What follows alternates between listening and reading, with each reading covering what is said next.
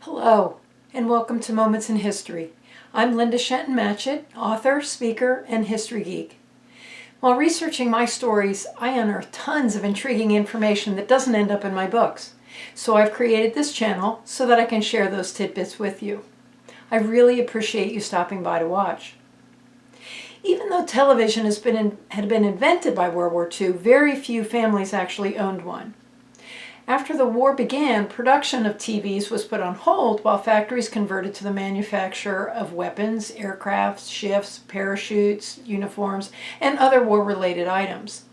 Therefore, radio became the lifeline that kept the public informed throughout the conflict. Broadcasting was a man's world, and despite the shortage of men, women found it difficult to break into radio. However, here are four ladies who were very successful. Born in Lancaster, New York in 1893, Dorothy Thompson had two siblings. Her mother passed away when she was but 7 years old, and her father remarried a few years later. Unfortunately, Dorothy did not get along with her stepmother, and she was sent to live with her aunts.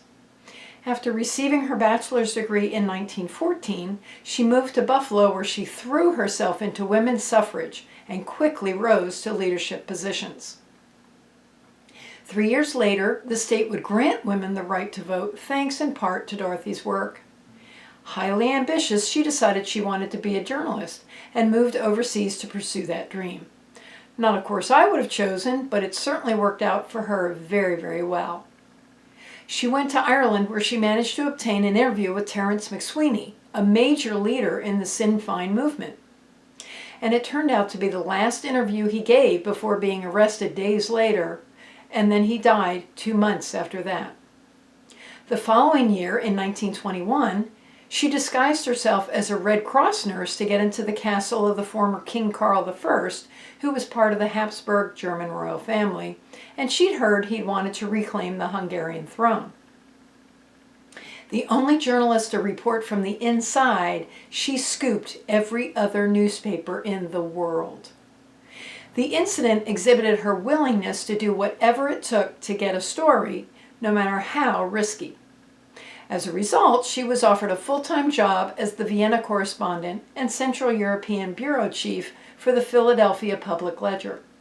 She did quite well, and her reputation grew. Most of her articles covered the political situation in Europe, and she focused heavily on the emerging leader of the National Socialist German Workers' Party, Nazi, Adolf Hitler.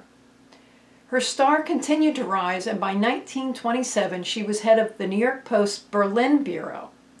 She continued to keep an eye on the Germany people, where her work came to the attention of the Nazi Party, and in 1931 she was invited to interview Hitler for Cosmopolitan magazine. 3 years later, she would expand that article into a book called I Saw Hitler, in which she would write, quote, "He is formless, almost faceless, a man whose countenance is a caricature, a man whose framework seems cartilaginous, without bones. He is inconsequential and voluble, ill-poised and insecure. He is the very prototype of the little man," unquote. Needless to say, the Nazis expelled her as a result of the publication, the first American to be tossed out of the country. However, she landed on her feet and was hired by NBC as a radio broadcaster, where her show On the Record became one of the most popular in the U.S. When Germany invaded Poland in 1939, she remained on the air for 15 consecutive days and nights. Unsurprisingly, she was recognized that year by Time magazine as having had as much influence as First Lady Eleanor Roosevelt.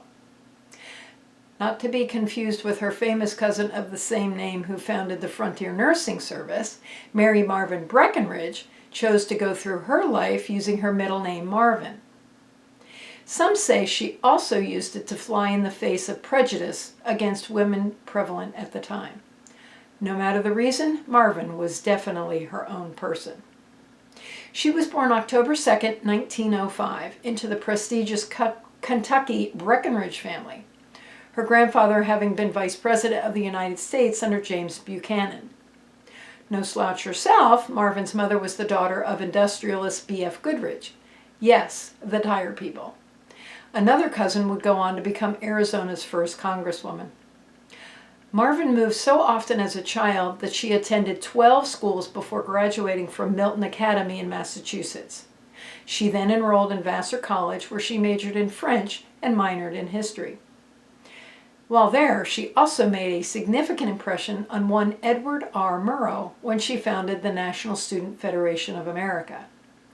After Vassar, she combined her love of travel with the desire to explore photography and cinematography as a career by being a postgraduate student at the Clarence White School of Photography, University of Berlin, the Catholic University of Lima, and the American University in Cairo.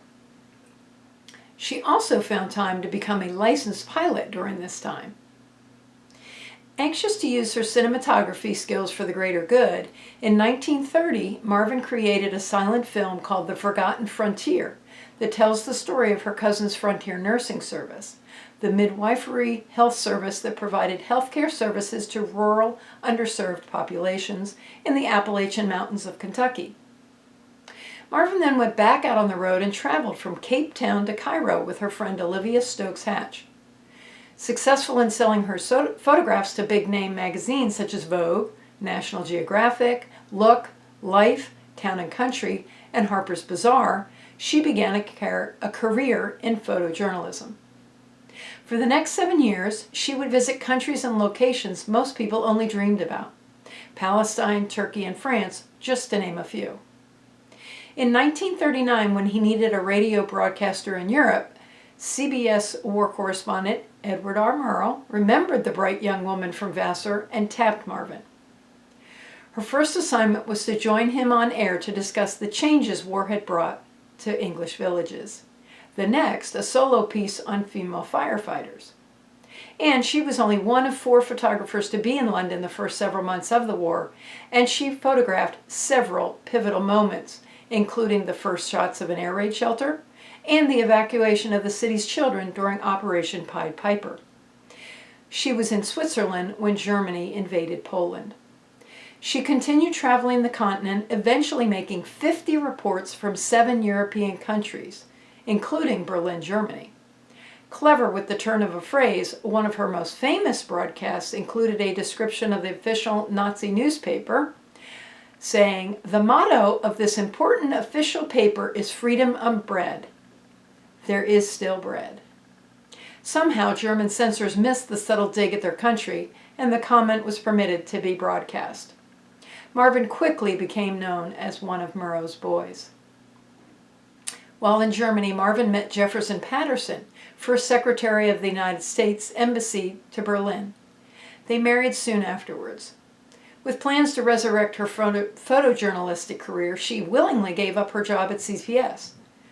Unfortunately, the State Department had other plans and would not waive the regulations censoring anything a diplomat's spouse offered for publication.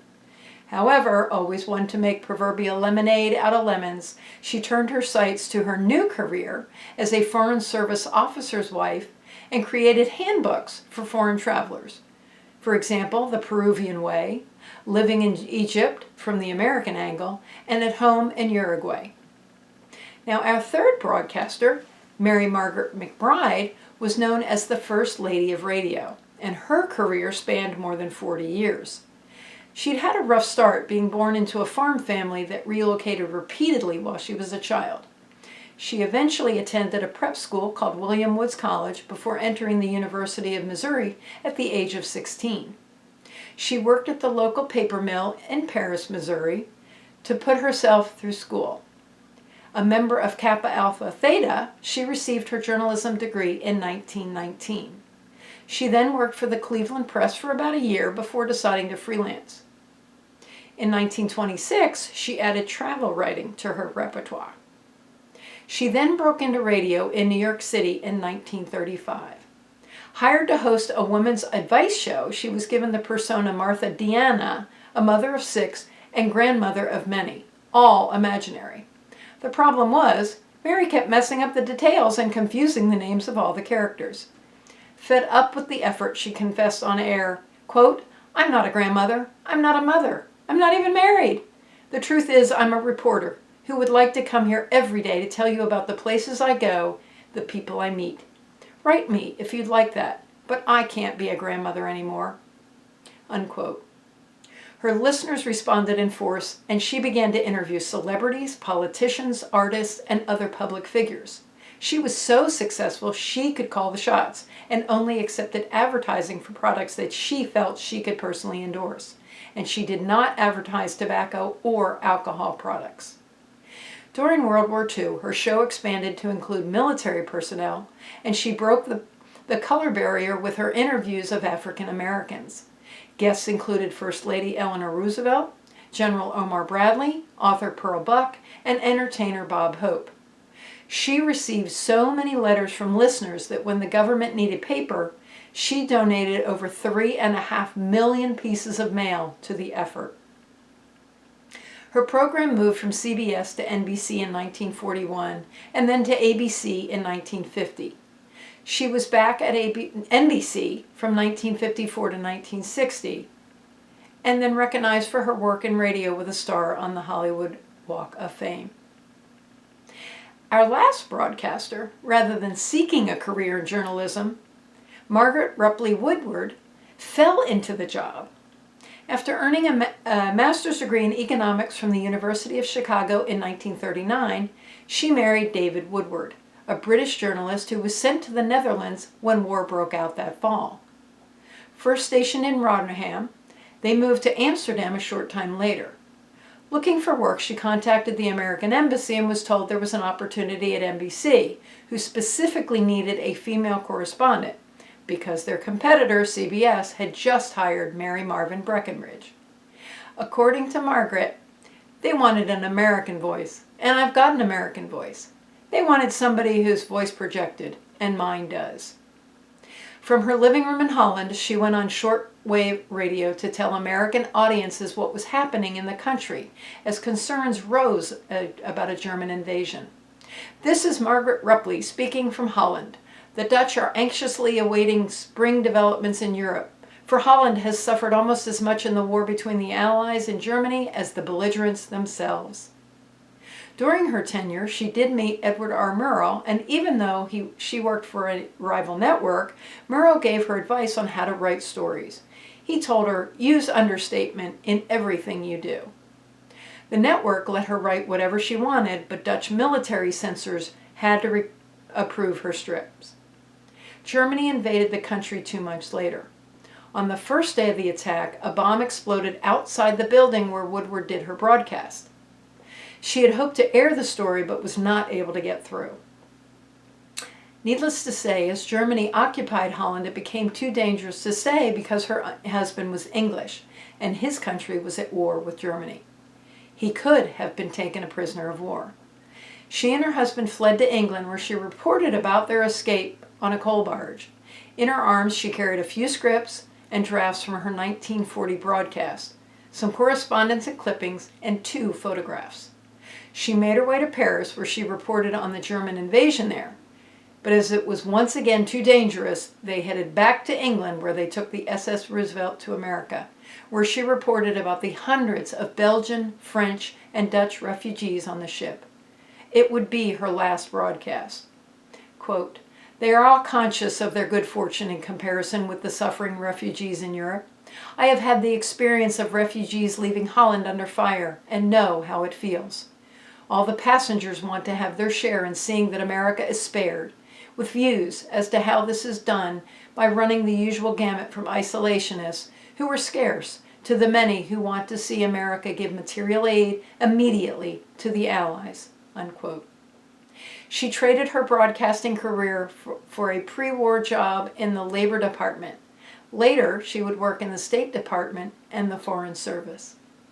I hope you've enjoyed today's moment in history. If you'd like to learn even more history, stop by my blog that can be found on my website, www.lindashentonmatchett.com.